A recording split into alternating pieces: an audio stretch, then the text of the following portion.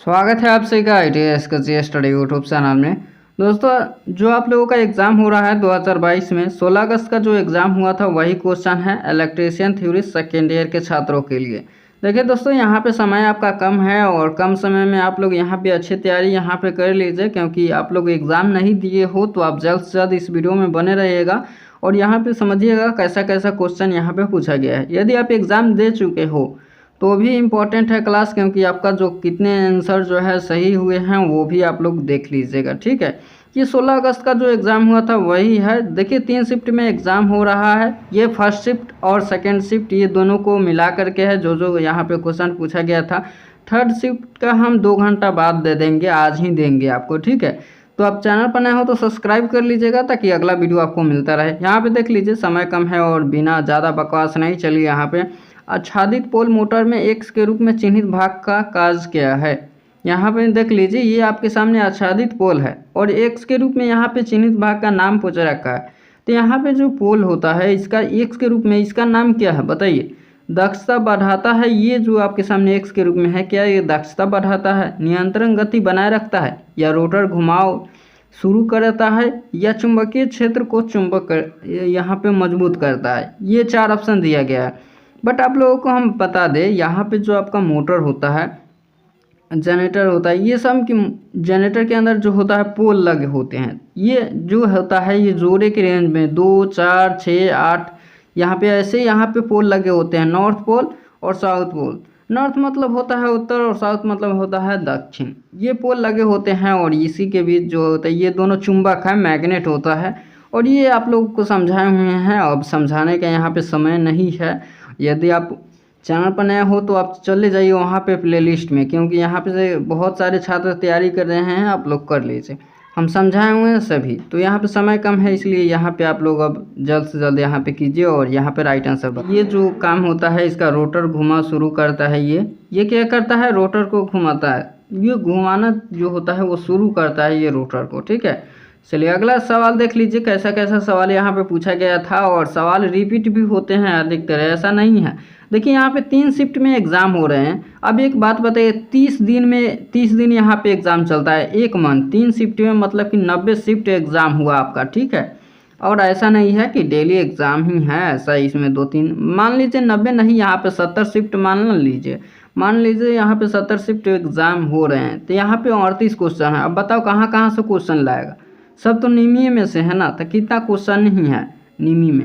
Maximum 200 इसमें first PDF और 200 400 ऐसे ही 400 क्वेश्चन है, बस 400 से ऊपर है, 500 के करीब है।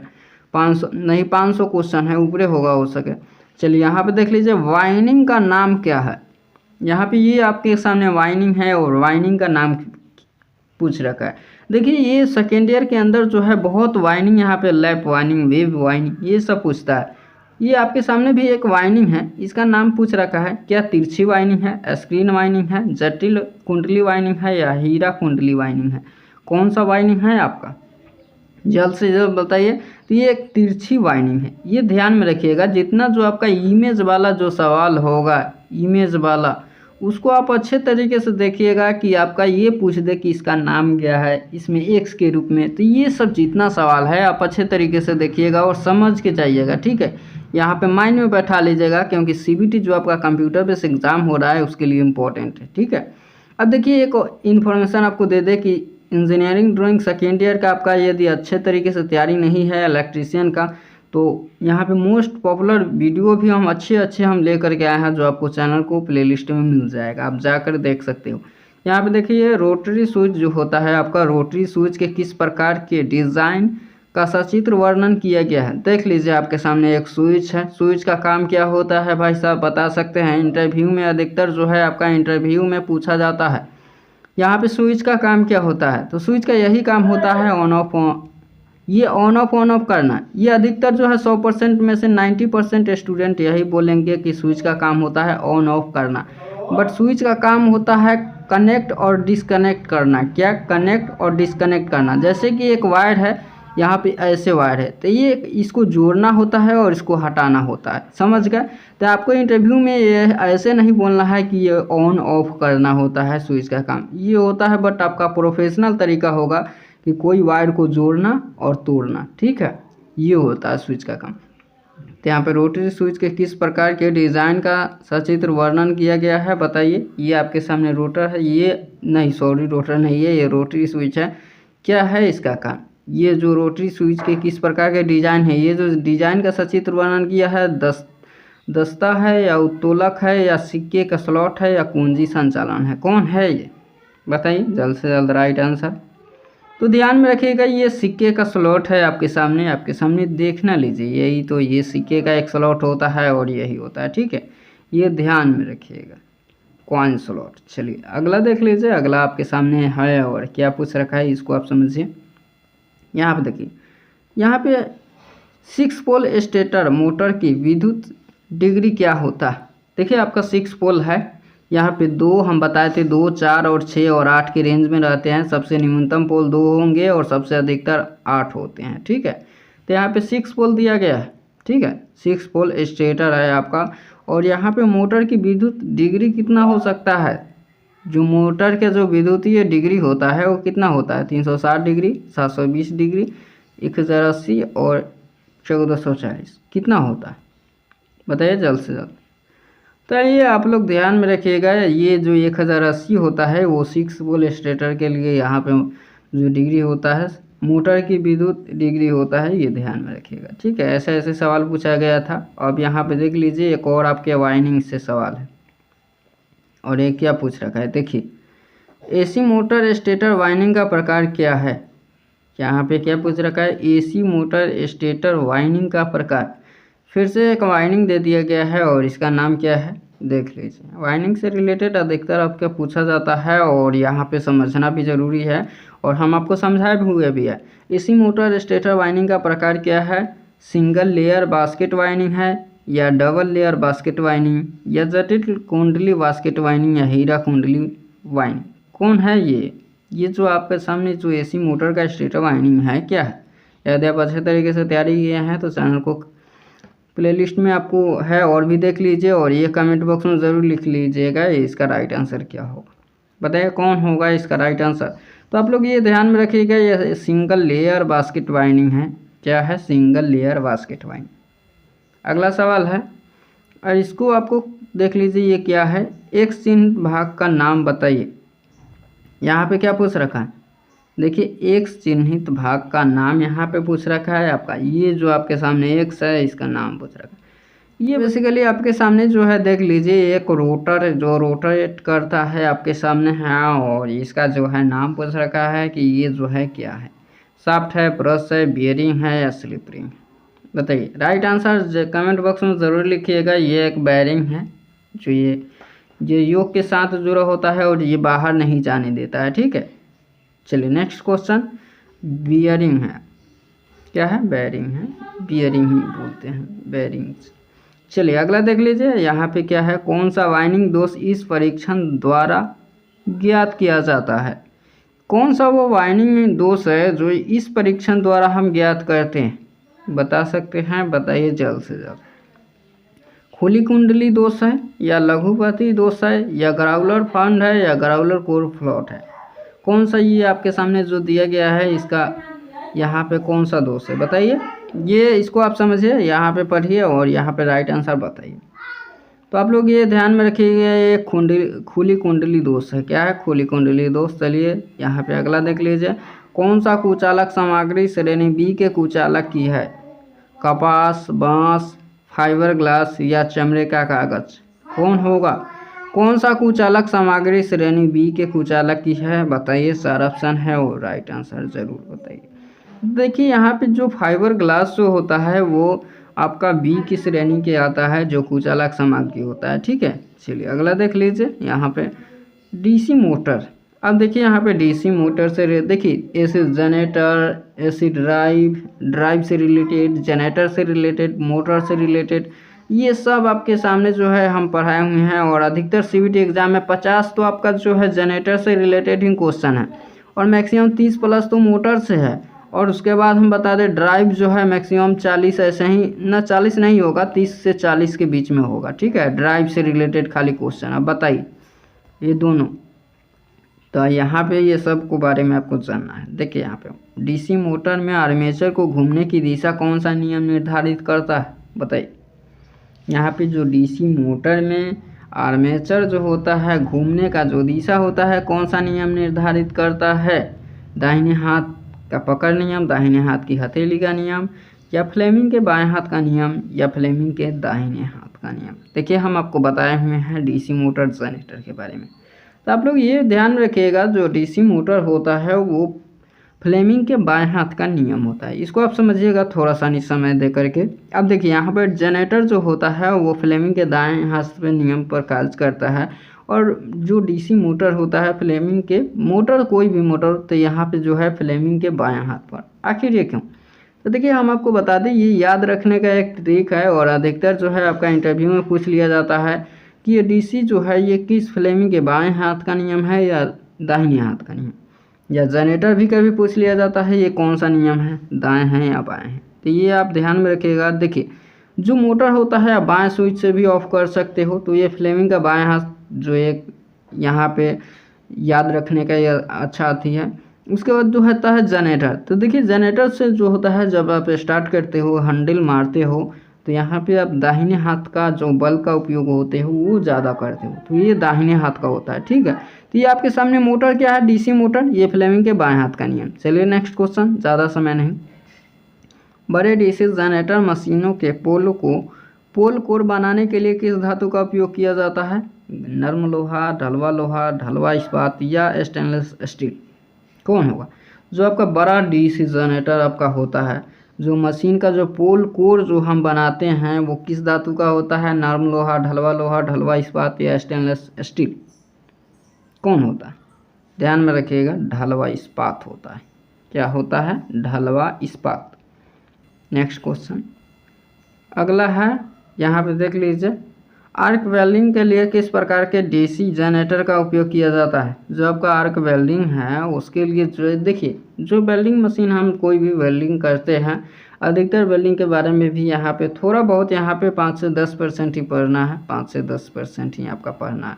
इलेक्ट्रिकल के अंदर जो नॉलेज रहा है इलेक्ट्रिकल छात्रों का, आर्क वेल्डिंग के लिए जो किस प्रकार के डीसी या जनरेटर का उपयोग किया जाता है, तो देखिए जो भी कोई हमें वेल्डिंग करना है तो हम डीसी जनरेटर का जो उपयोग करते हैं, कौन सा जनरेटर का उपयोग करते हैं वेल्डिंग के लिए, शंट जनरेटर, श्रेणी या विभेदक यौगिक जनरेटर या संचयी यौगिक जनरेटर। तो ये ध्यान में रखिएगा कि ये जो आपका होगा ये विभेदक यौगिक जनरेटर होता है जो यहाँ पे वेल्डिंग के लिए उपयोग किया जाता है। अब यहाँ पे देख लीजिए इसका क्या होगा, देखिए यहाँ पे कोर्स है, यहाँ पे डीसी जनरेटर का एक भाग है जो पूछ रखा है इसका नाम क्या है।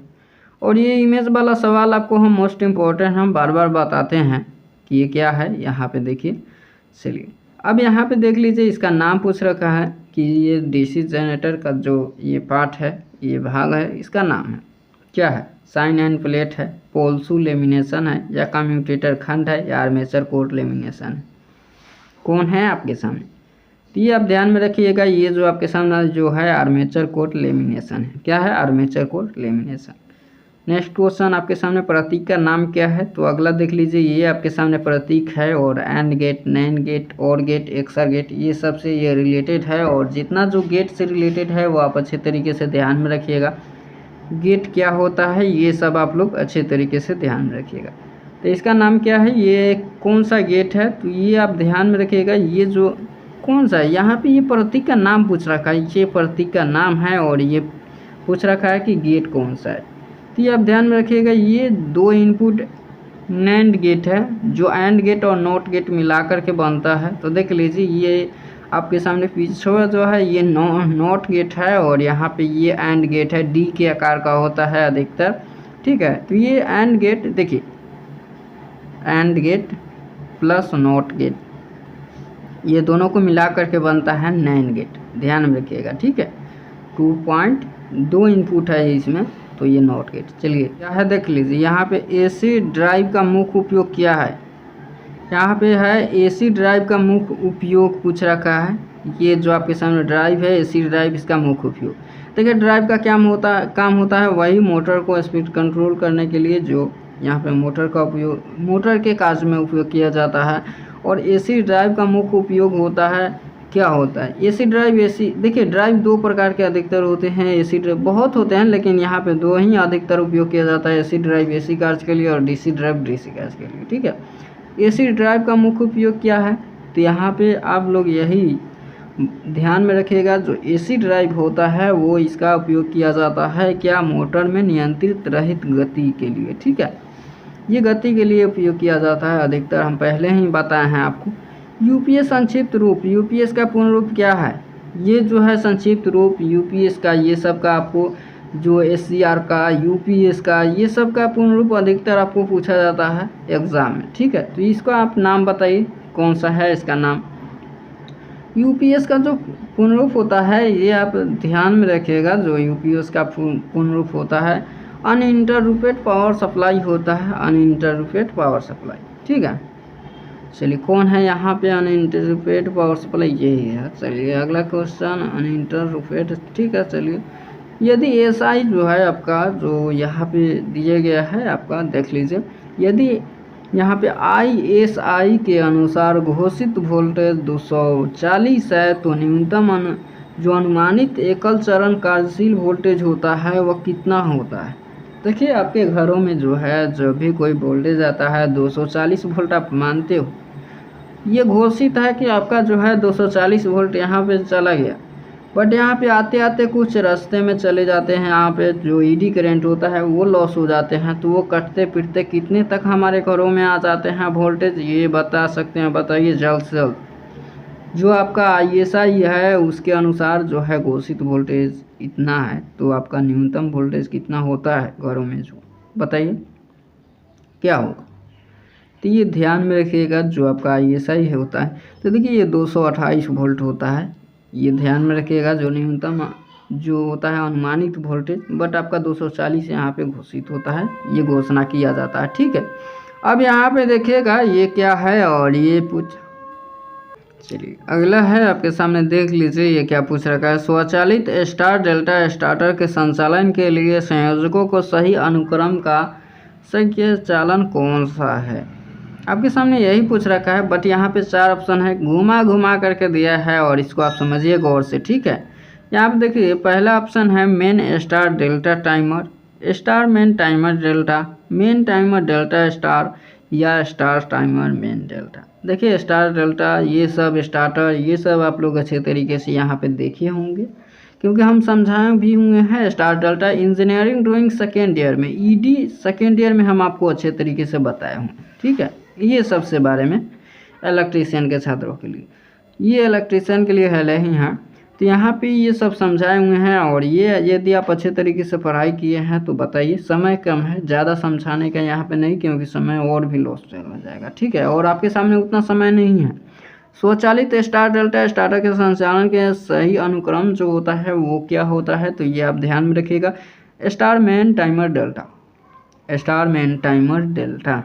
चलिए अगला क्वेश्चन, कंट्रोल पैनल वाइनिंग में वाइनिंग एक्सेसरी का नाम क्या है। देखिए यहाँ पे कंट्रोल पैनल वाइनिंग है आपका, जो वाइनिंग एक्सेसरी का नाम पूछ रखा है। देखिए ये 8 अगस्त को भी ये एग्ज़ाम में पूछा गया था और हम आपको बताए हुए थे ये वाला। ठीक है, और फिर देख लीजिए यहाँ पे ये 16 अगस्त को पूछ लिया गया, 7 से 8 दिन बाद। अब देख लीजिए कब एग्ज़ाम में कब क्या पूछेगा वो कोई नहीं जानता। अधिकतर यहाँ पे देख लीजिए कंट्रोल पैनल वाइनिंग में वाइनिंग एक्सेसरी का नाम क्या है, डीरेल, जिन चैनल या गोम, यहाँ पे ग्रोमेट्स है या रेसवेंज है, रेसवेंज है, सॉरी रेसवेंज है, कौन है ये आपके सामने दिया गया है और इमेज वाला सवाल है, बताइए। ये आप ध्यान में रखिएगा, ये एक डीन रेल है, क्या है डीन रेल। अगला सवाल देख लीजिए, समय कम है, और यहाँ पे यूजेटी है यूनि जंक्शन। ट्रांजिस्टर का मुख्य अनुप्रयोग क्या है, दृष्टिकारी, प्रवर्धक, रेगुलेटर सर्किट या ट्रिगर सर्किट। जो आपका यूनि जंक्शन है यूजेटी का, कभी कभी यूजेटी का फुल यहाँ पे पहले इंजीनियरिंग ड्राइंग में सिंबल पूछा जाता था, आपको इलेक्ट्रिशियन थ्योरी में कभी कभी यूजेटी का यहाँ पे फुल फॉर्म पूछ लेगा। अब यहाँ पे देखिए यूजेटी का यूनि जंक्शन ट्रांजिस्टर जो है आपका मुख्य अनुप्रयोग क्या है, ये सब पूछ लेता है। तो यहाँ पे क्या है बताइए, दृष्टिकारी है, प्रवर्धक है, रेगुलेटर सर्किट है या ट्रिगर सर्किट। तो ये आप लोग ध्यान में रखिएगा, जो होता है ट्रिगर सर्किट होता है, क्या होता है ट्रिगर सर्किट।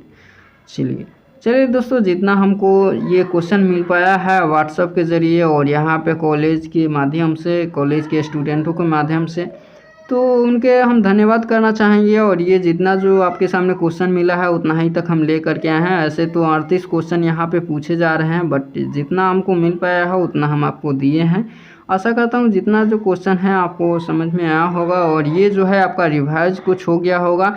तो आप लोग चैनल पर बने रहिएगा और सब्सक्राइब ज़रूर कीजिए। अगला वीडियो हो, अपडेट हो, कोई आए तो आपको मिलता रहे, क्योंकि आप ITI का छात्र है। यदि आप ITI का स्टूडेंट है, छात्र है, तो आगे जॉब को ज़रूरी होगा। आपको जॉब के लिए पास करने के बाद या कोई, तो ये सब के बारे में हम आपको अपडेट देते रहते हैं। कोई इंटरव्यू हो तो आप चैनल को सब्सक्राइब कर लीजिए, ताकि आगे आपको कोई प्रॉब्लम नहीं हो ITI करने के बाद और आपको एक अच्छा रास्ता मिल सके। ठीक है, तो आप लोग चैनल को ज़रूर सब्सक्राइब कीजिए। चलिए, मेरा टेलीग्राम जो चैनल है ITI SKG स्टडी है, उसको ज्वाइन कर लीजिए, ताकि आपको कोई अपडेट आए, इन्फॉर्मेशन हो, आपको समय समय पर मिलता रहे। चलिए, मिलते हैं नेक्स्ट वीडियो में। वीडियो अंत देखने के लिए आपका बहुत बहुत धन्यवाद।